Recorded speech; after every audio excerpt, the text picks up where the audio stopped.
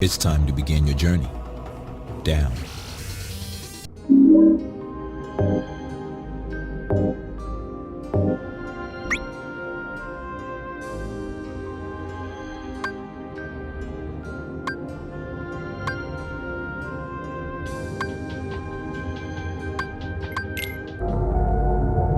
Alright, you're going the right way for a smack bottom. What's going on, Super Swim Team? As always, thanks for tuning in. I'm going to be debuting my brand new VTuber model here in a second, and I'd like to give a big shout out to StartCrafts for helping put that together. A little backstory here, I've been asking around about VTuber models for my character for at least 2 or 3 years now, and everyone I've asked has always said that the character model would be too complicated or the eye movements wouldn't work right. Everyone until I met Stark. I think Stark has done a phenomenal job with my character, and I couldn't be happier with it. So if you want to check out his channel or some of his other work, I'm going to put a link to that in the description down below. So enough talk, let's go ahead and get Lyoko with it. Virtualization, swim. This feels kind of funny. It's kind of tingly. Hey, wait, is my butthole supposed to tingle like that? Stark, what the hell did you just do to me? Stark, I don't feel so good.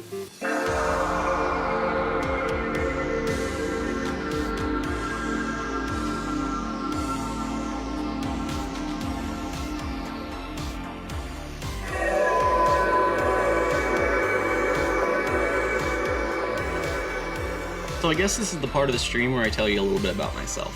My name is Swim Team Captain 7, and I'm an imaginary idea from the 5th dimension, where what's real and what's not is a lot more abstract than your 3rd dimension. I was conceived as Super Swim Intern 7, the latest member of Super Swim Team 7. Super Swim Team 7 is a team of imaginary problem solvers that traverse various dimensions, timelines, and pocket universes, repairing the broken strands of unreality that are left behind after continuity breaks in the lower dimensions. On my first mission with the team, we came across a dimensional merge that was just too strong for us to repair. Our swim ship couldn't bridge the merge, and it got sucked into it instead. The swim ship crashed into the 3rd dimension, where all that was left was me, Swim Team Chronicle 6, and Swim Team Captain 1's helmet. And since 6 didn't want the job, I got promoted to Captain on my very first day. We found a kind 3rd dimensional host named Prime, who taught us how to rant and shitpost all over the internet. So we started making YouTube videos in hopes that other members of the swim team would find them and we could be reunited. So now we travel the 5th dimension in a different way, through the internet. And even though it's not as direct as projecting ourselves into the imagination realm directly, it still proves pretty effective from time to time. So now that I told you my secret origin, you want to hear about my superpowers? Well, like I said, I come from the 5th dimension, and the 5th dimension is imagination. So my superpowers are imaginary. To be brutally honest, I have every superpower ever, but I can only use one of them at a time, and today it's glowing. So that's cool.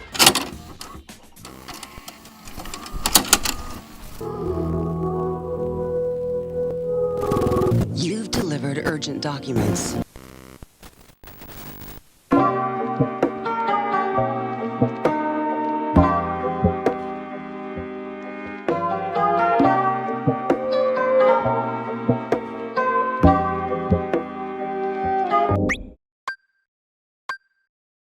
Amongst comic fans, there exists one question which rises above all others.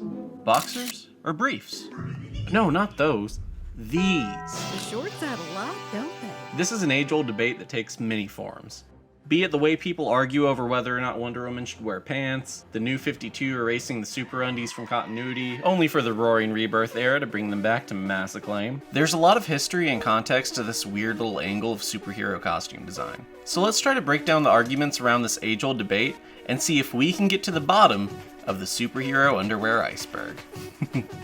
I said bottom, Patreon credits.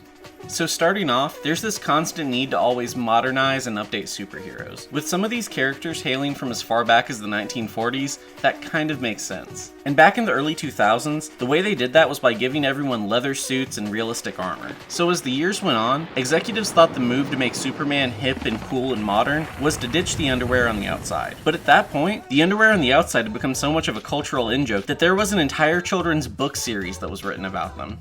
That's right, Superman's underwear were so iconic that they inspired their own book series and movie. So when the publisher decided to take them away, it kind of makes sense that fans were upset. In 2011, DC rebooted its continuity and tried to update all the heroes' costumes to match more modern standards, which meant making every costume over-designed with all these ugly Sharpie lines, and editorial stripping away our heroes' iconic undies. Batman, Superman, Martian Manhunter, all casualties of the New 52's nudification of our superheroes' super crotches.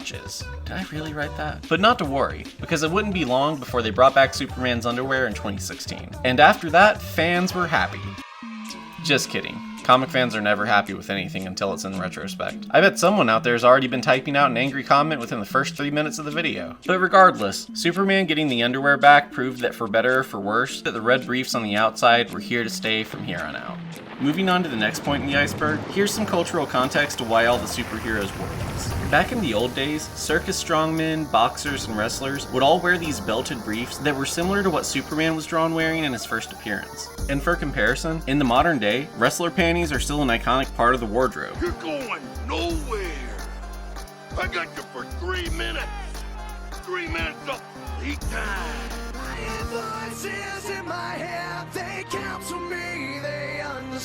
The iconography of circus strongmen and wrestlers was something that Superman borrowed from to convey a sense of familiarity to the audiences of the 1930s. But it also brings me to another topic that's a little bit lower on the iceberg: trunks versus briefs. This one's pretty simple. Characters like Batman and Superman have both been depicted with briefs and with trunks over the years, though the briefs tend to be a little bit more prominent. But back around the time that people were arguing that Superman should get rid of the underwear on the outside, giving Superman trunks was something that was offered as an alternative. It even had canon context to back it up, because some artists had always viewed them as trunks. I don't really have a horse in this race, I just thought it was a neat little footnote. I absolutely do think Superman should have underwear on the outside, but I don't really care if they're boxers or briefs. Do you have a preference? Let me know in the comments down below if you do. I'm just dying to know. Okay, so the next one's a little bit weird. Let's talk about the real-life superpowers of Magic Mormon underwear. Magic Mormon underwear, or MMUs, are worn by real-life members of the Church of Jesus Christ Latter-day Saints, or Mormons. They believe their underwear provides them with a layer of protection that wards off demons and keeps them safe from the evils of the secular world. That doesn't really connect to anything else in the iceberg, I just thought it was vaguely similar enough to superhero costumes that it was kind of funny. Moving on, since we're talking about outdated views on what women should and shouldn't wear, let's talk about Wonder Woman and the war on pants. Prior to the New 52, around 2010, Wonder Woman debuted a new costume that had pants and a leather jacket. The costume got to be a fan favorite, but it wasn't even the first time that Wonder Woman had a redesign with pants. But a year after that, the New 52 reboot happened. And when it was announced, we got this concept art of Wonder Woman who was wearing pants. But then when the New 52 books were released in September, Wonder Woman had been completely redesigned without them. While characters like Batman and Superman lost the undies in an attempt to modernize them, ironically enough, Wonder Woman was forced back into them. Nowadays, the skirt tends to be the default on account of the movies, but I think Wonder Woman with the classic pants and just the tube top would look great and makes a lot of sense. Maybe if they're not pants, they could be armor, kind of like the Rebirth design. But one way or another, I really like the original New 52 design. Wonder Woman is literally the only character that looked better with just pants. But I digress. So why are the underwear so important that it warrants an entire video on the subject? Good question, complicated answer. But the answer isn't going to be found in the lore of the comic books. It can only be explained in the meta. Hey kids, you want to hear about color theory?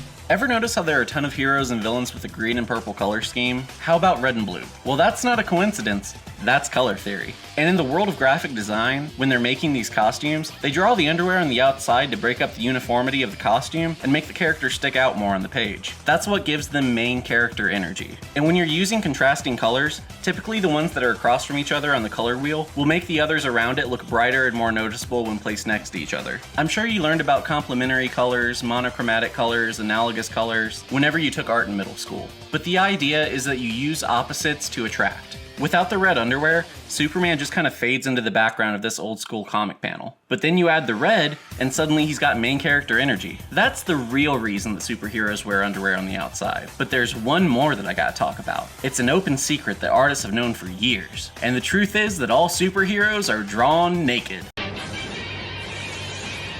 Just like statues of Greek mythological figures. And then their clothes are rendered on top of them like body paint. Let me explain.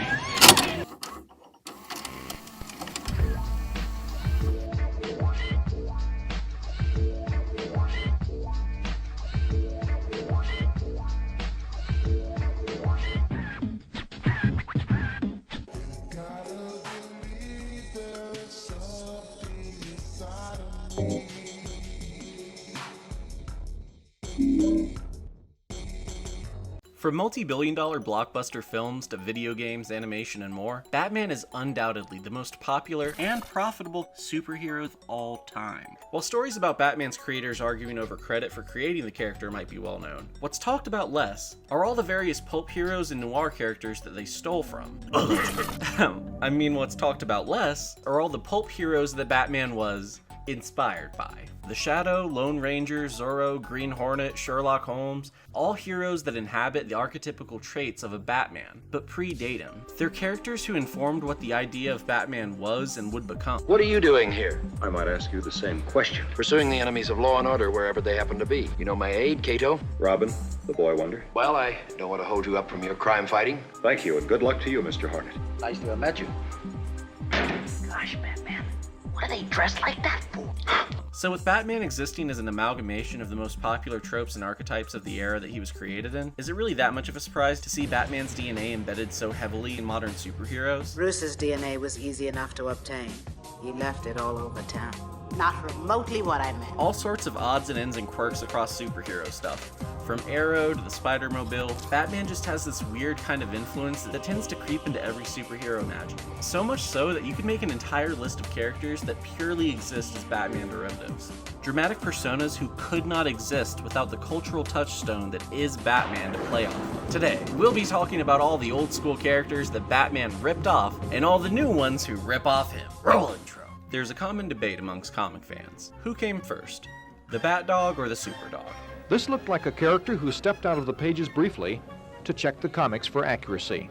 While Krypto debuted in March of 1955, and Ace debuted 3 months later in July, there's concept art of Ace the Bat-Hound that predates the earliest known sketches of Krypto the Superdog, leading some fans to speculate that Superman's dog was actually ripped off from Batman's dog. But that misconception ignores the major cultural reference point that is Lassie. Lassie's TV series debuted 1 year prior in 1954, so Superman's dog wasn't copying the idea of Batman's dog, they were both just ripping off Lassie. And when I say ripped off or copied, I don't mean that in ill faith.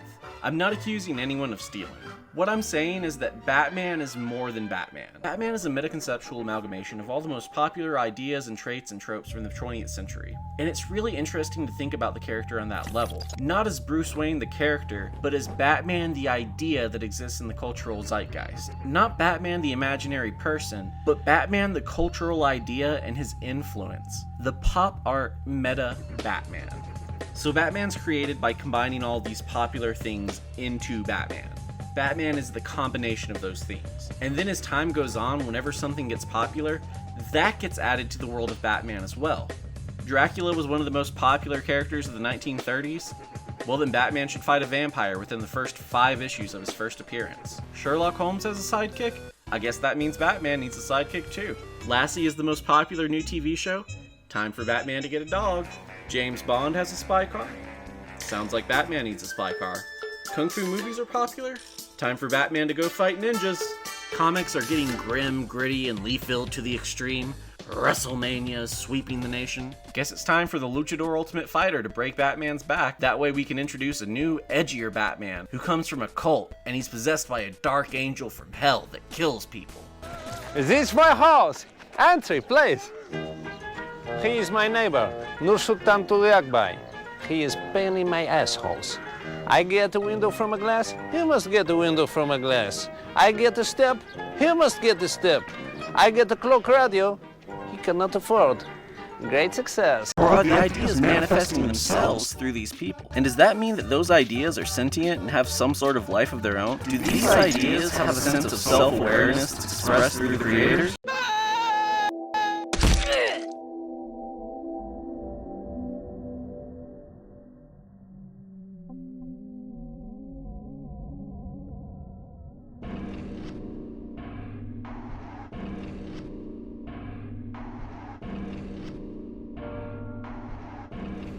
What? What the fuck are you? You've accessed forbidden knowledge! You look too deep! This is an info hazard! There were things you weren't supposed to know, and now you've told the entire world! What the fuck are you talking about? All I did was mention that the ideas for Jim Gordon and the Joker existed before Batman did, and that the guys who made Batman kind of...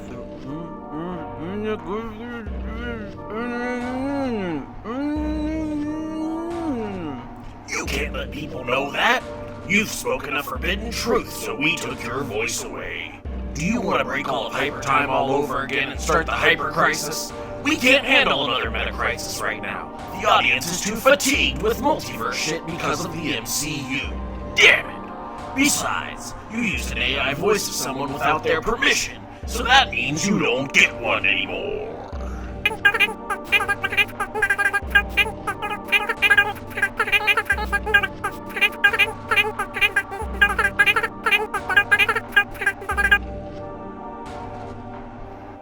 Fine.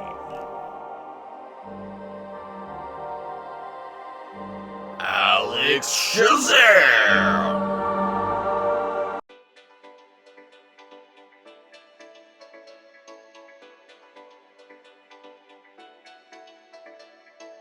Try and do a little bit of voodoo here. Try and get my arms working. There we go. We got hands. We got hands, people. You ask me to hit the nay-nay. I don't know what the nay-nay is. I feel kind of embarrassed and like a boomer for that, but... And it's a lot more like controlling a puppet. Like, that's how it feels, is like you're controlling a puppet. Which is why, like, my arms can really only move, like, from side to side a little bit. But that's okay, because it's still learning. I'm still learning and getting better at it. So if you see me using my hands a lot to talk like this, that's why. People say it looks really freaky when I do my fingers like this. What do you guys think? I know how to make it look really freaky and contort. In terms of like games, I've streamed a lot of superhero games in the past, but I'm wanting to stream more often. So I'm thinking about like opening that up like beyond superhero games and kind of wondering what you guys would want to see from that. The first things that came to mind were Crash Twinsanity and Spyro the Dragon. I've been playing a shit ton of Reignited trilogy recently, and it's so good. Like, I loved Spyro 1 and Spyro 3 when I was a kid. I never had Spyro 2, but those were my games, and it's wild being able to just play through those levels all over again, like, just through muscle memory. Crash Twinsanity is another one of my favorite games from when I was a kid. Like, I love that game so much, and the soundtrack is so wild. There's a track on the Crash Twinsanity soundtrack where it's literally just saying the words So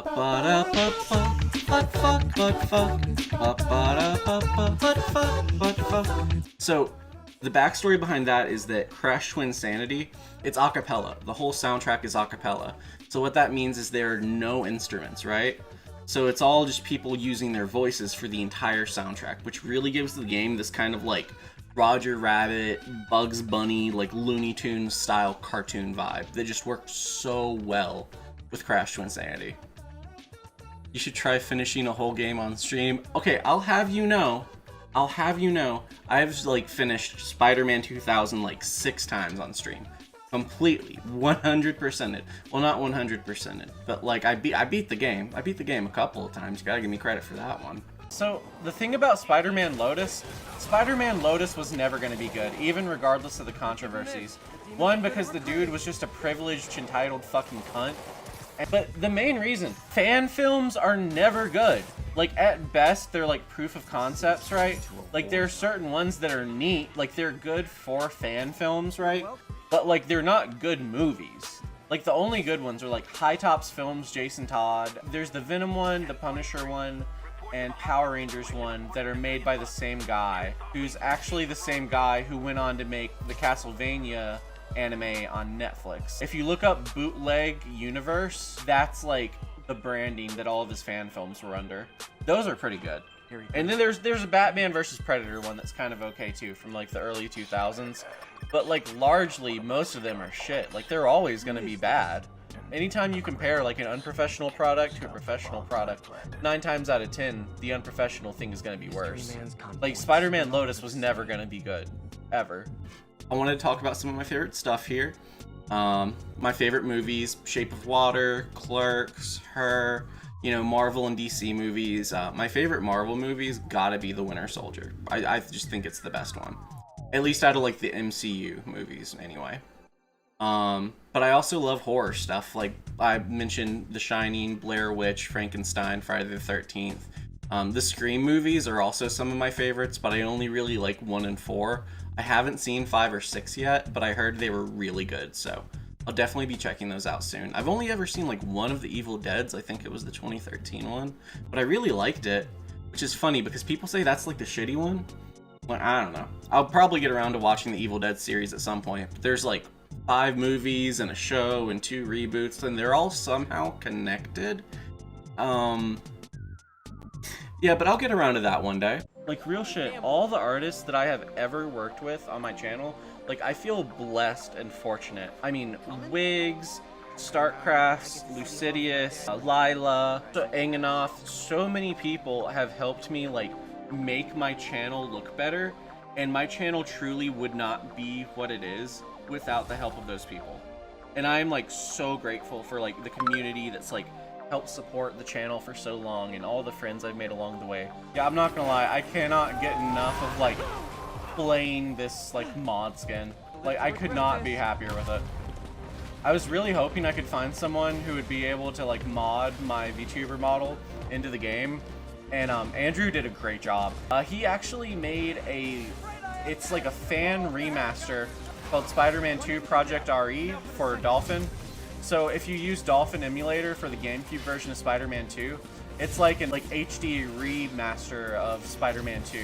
It was Andrew that ported it, but it was Startcrafts that was the one that made the VTuber model.